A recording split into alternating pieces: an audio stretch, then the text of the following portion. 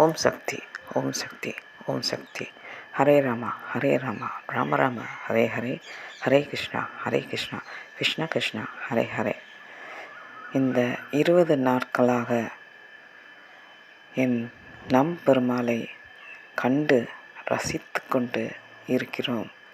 அவ்வளவு அழகாக, அவ்வளவு ஜொலிப்பாக நம்மை அனைவரையும் கவர்கிறார் பெருமாள். அவரை பார்க்க வேண்டும் என்று எண்ணத்தோடு கோணாச்சத்திரம் அன்று சென்றேன். அன்று என் தோழி வேணுகா கூப்பிட்டாங்க. நானும் அவரை வாங்கள் கோணாச்சத்திரத்துக்கு, உங்கள் பிரார்த்தனை நிறைவேறியதற்கு நீங்கள் வரவே இல்லை என்று வரச் சொன்னேன். அவர்கள் 4 வருஷத்துக்கு முன்னாடி பிரார்த்தனை செய்ய சொன்னது நான் புக்கில் எழுதி வைத்திருந்தேன். பிரார்த்தனை புத்தகத்தில் அவர்கள் நல்லபடியாக பிஹெச்டி முடித்துவிட்டு நல்லபடியாக வேலையில் சேர வேண்டும் என்று. அவர்களுக்கு பிஷப்பில் பிஹெச்டி படிக்க வாய்ப்பு கிடைத்தது. நல்லபடியாக அதை முடிக்க சில வருடங்கள் ஆயிற்று.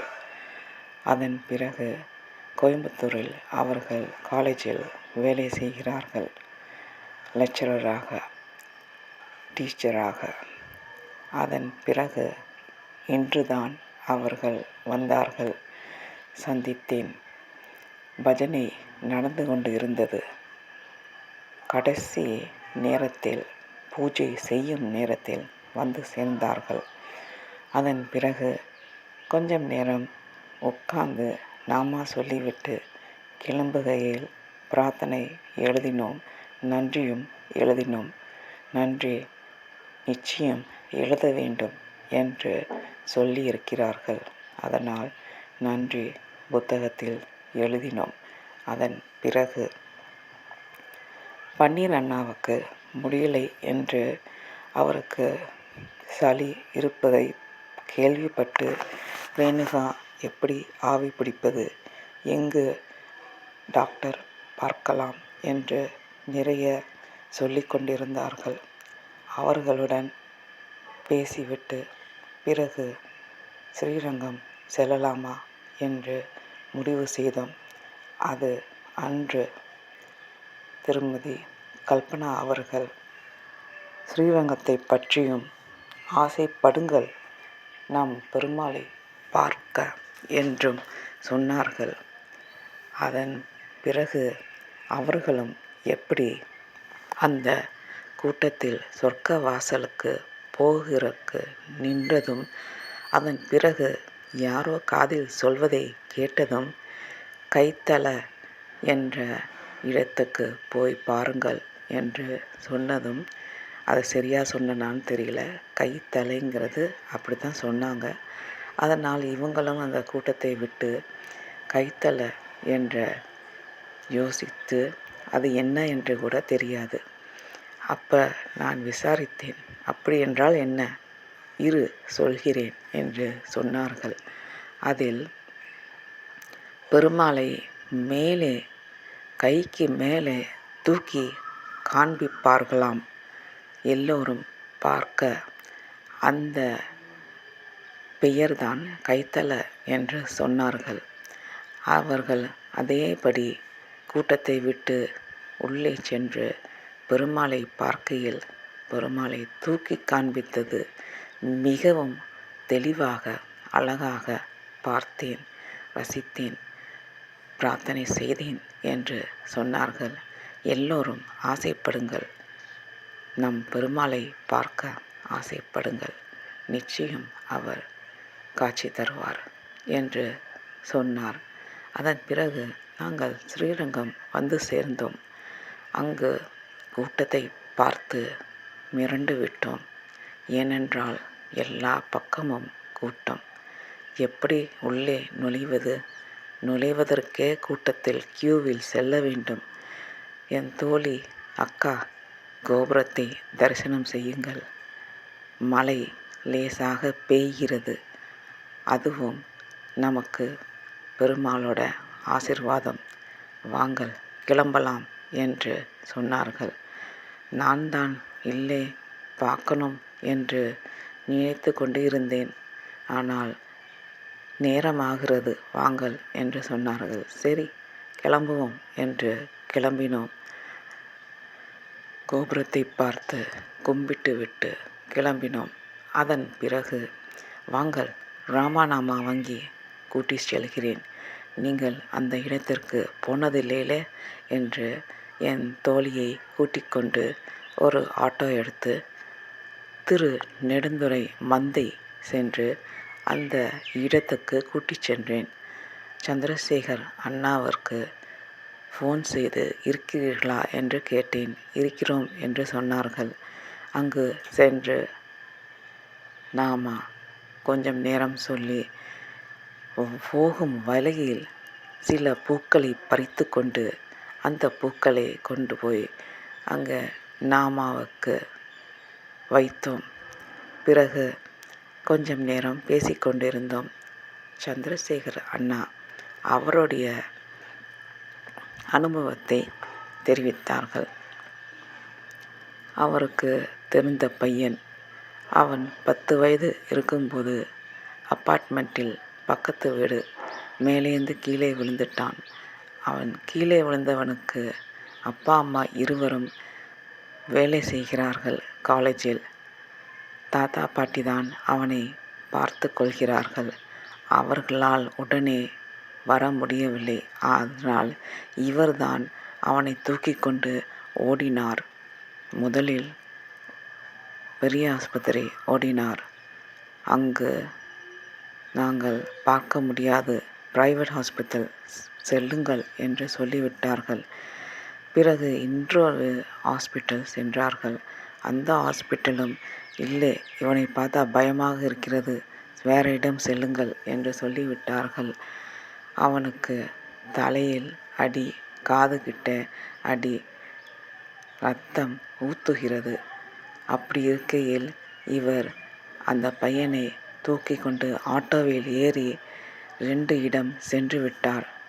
மூச்சு இருக்கிறது, அதனால் ஏதாவது செய்யணும் என்று அடுத்தது கேஎம்சி போனார்கள். கேஎம்சியில் உடனே அட்மிட் செய்து கொண்டார்கள்.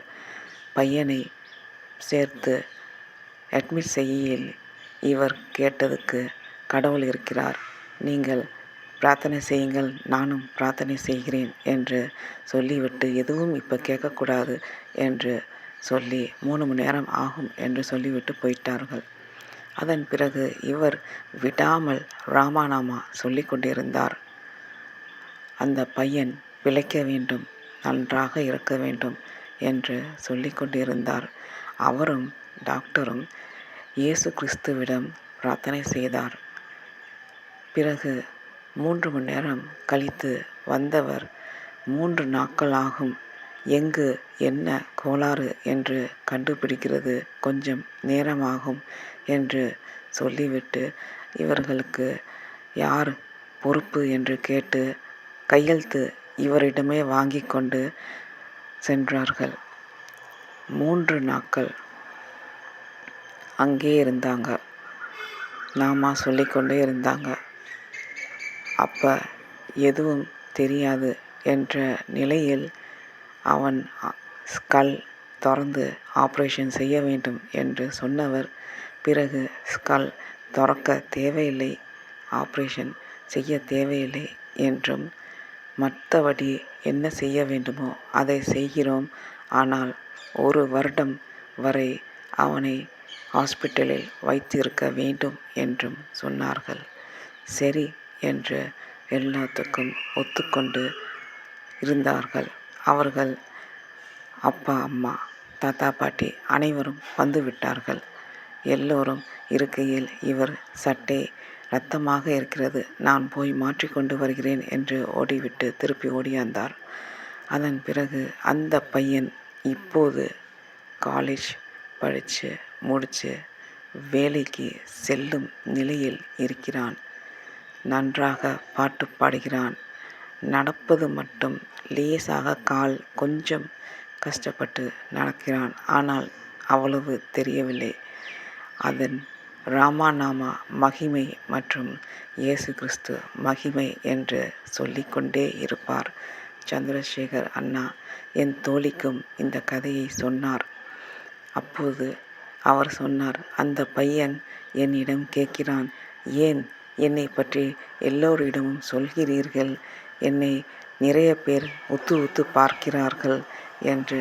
அப்போது இவர் ராமநாமா மகிமையை எல்லோரும் தெரிந்து கொள்ள வேண்டும், அது பெருமையாக சொல்ல வேண்டும் என்று சொல்லி கொண்டு இருக்கிறேன் என்று சொன்னார். அதன் பிறகு புத்தகம் நாமா புத்தகம் வாங்கினோம், எல்லாத்தையும் எடுத்துக்கொண்டு கிளம்பினோம். அப்போ சொன்னார்கள், கிருஷ்ணரும் பாதுகையும் குமார் அண்ணன் வீட்டில் இருக்கிறது. ஏனென்றால் அடுத்த நாள் 375வது வாரம் நாமா நடக்க இருக்கிறது அவர்கள் வீட்டில், ஃபேர்வியூ அப்பார்ட்மெண்ட். சரி, அங்கு சென்றுவிட்டு அப்புறம் திரும்ப வீடு செல்லுங்கள் என்றார்கள். சரி என்று அவர்கள் வீடு எப்படி செல்வது என்று கேட்டோம். அப்போது அங்கு இருக்கும் ஒரு அண்ணன் அழகாக எங்களை கூட்டிச் சென்று அங்கே காட்டிவிட்டு நான் கிளம்புகிறேன் என்று கிளம்பிவிட்டார். அங்கு குமார் அண்ணன், அவங்க ஒய்ஃப், பொண்ணு 3 பேரும் இருந்தார்கள். நாங்கள் போய் கொஞ்சம் நேரம் நாமா சொல்வதற்கு உட்கார்ந்து ராமநாமா சொன்னோம். ராம ராம ராம் ராம் ராம் ராம ராம ராம ராம் ராம் ராம் ராம ராம ராம ராம் ராம் ராம் ராம ராம ராம ராம் ராம் ராம் கொஞ்ச நேரம் மாற்றி மாற்றி சொல்லிட்டு பிறகு என் தோழியையும் சொல்ல சொன்னார்கள். அவள் டியூன் தெரியவில்லை என்று திரும்பவும் அந்த பொண்ணை பாடச் சொல்லி இவரும் பாடினார். பிறகு பாதகை ஆசீர்வாதம் வேண்டும் என்று கேட்டதற்கு சரி என்று ஆசீர்வாதம் கொடுத்தார்கள். குட்டி கிருஷ்ணரையும் கையில் ஏந்துவதற்கு எங்களுக்கு பாக்கியம் கிடைத்தது. மிகவும் சந்தோஷமாக இருந்தது. அதன் பிறகு நாங்கள் கிளம்பிவிட்டோம். அப்போது நேரம் 6 இருக்கும். வீட்டிற்கு வருவதற்கு 7:30 ஆகிவிட்டது. நல்லபடியாக அன்று தரிசனம் செய்துவிட்டு வந்தோம். நன்றி நன்றி நன்றி. ராம் ராம் ராம்.